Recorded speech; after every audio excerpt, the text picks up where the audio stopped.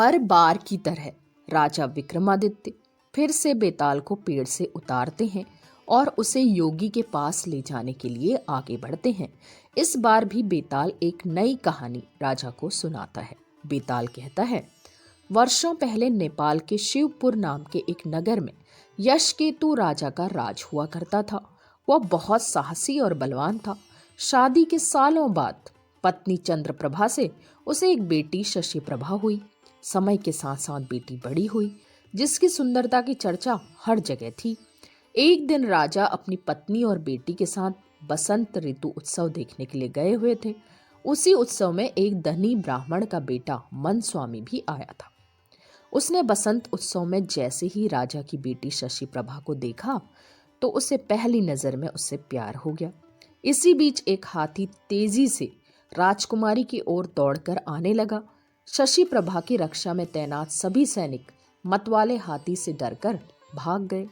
ब्राह्मण पुत्र मनस्वामी ने जैसे ही हाथी को राजकुमारी की ओर बढ़ते देखा तो अपनी जान पर खेलकर उसे बचा लिया।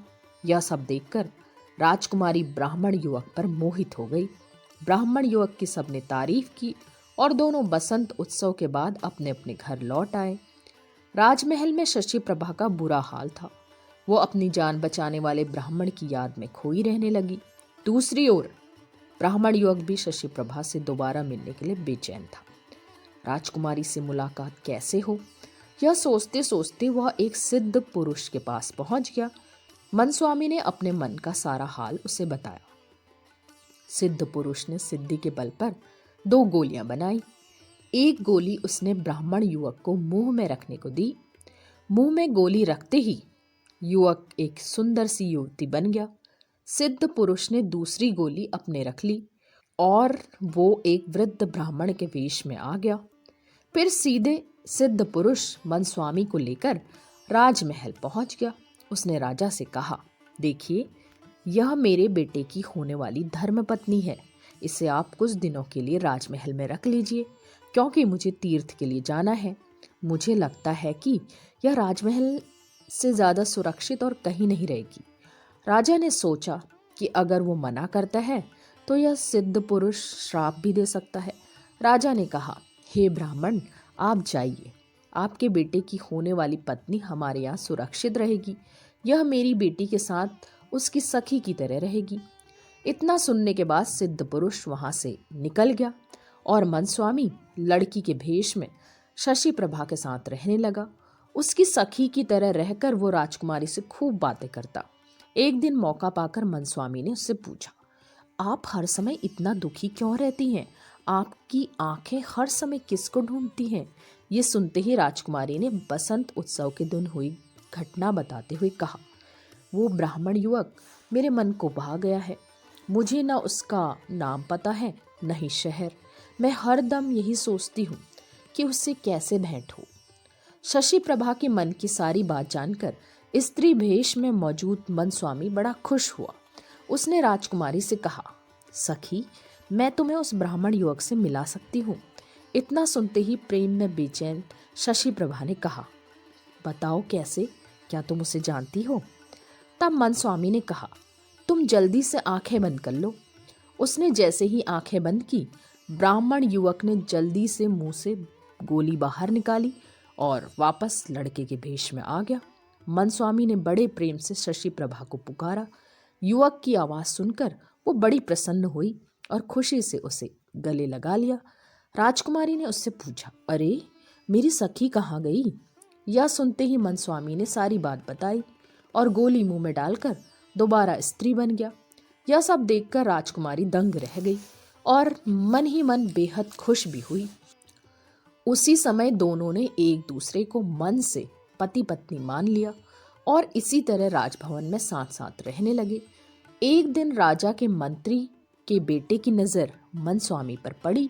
ब्राह्मण युवक के स्त्री रूप को देखकर वो उसका दीवाना हो गया। कुछ दिनों बाद उसने उससे मन की बात बताई, लेकिन मनस्वामी ने मना कर दिया। उसने कहा, वो किसी और की है। इतना सुनते ही मंत्री का बेटा परेशान हो गया। उसने अपने पिता को सारी बात बताई। बेटे को दुखी देखकर मंत्री ने सारी बात राजा से कही। मंत्री की बातें सुनकर राजा ने मंत्री के बेटे और स्त्री रूप धारण किए मनस्वामी के विवाह का फैसला ले लिया। राजा के यह फरमान सुनने के बाद मनस्वामी ने कहा, महाराज, आपको पता है मेरा विवाह किसी और से होने वाला है, ऐसा करना अधर्म होगा। फिर भी अगर आप मेरा विवाह करवाना चाहते हैं तो राजा का आदेश मानकर मैं यह विवाह कर लूंगी। राजा बहुत खुश हुआ और दोनों का विवाह करवा दिया। विवाह होते ही मनस्वामी ने मंत्री पुत्र से कहा, तुम्हारी जिद की वजह से मेरा विवाह तुम्हारे साथ हुआ है, वरना मैं किसी और से विवाह करने के लिए इस राज्य में आई थी। अब तुम्हें इस पाप को धोने के लिए तीर्थ के लिए जाना होगा। प्यार में पागल मंत्री का पुत्र ऐसा ही करता है। एक दिन सिद्ध पुरुष दोबारा ब्राह्मण के वेश में राजमहल पहुंचता है। इस बार वो अपने साथ अपने एक दोस्त को जवान करके अपना बेटा बनाकर लाता है। ब्राह्मण राजा से पूछता है, मेरी बहू कहाँ है? मैं उसे अपने साथ लेकर जाना चाहता हूँ और अपने बेटे का उससे विवाह करवाऊंगा। इतना सुनते ही राजा ने सारी कहानी उसे बता दी। सिद्ध पुरुष बहुत गुस्सा हुआ। राजा ने उसके श्राप से बचने के लिए कहा, देखो, अब जो हो गया उसे बदला तो नहीं जा सकता। हाँ, मैं अपनी बेटी से तुम्हारे बेटे का विवाह जरूर करवा सकता हूँ।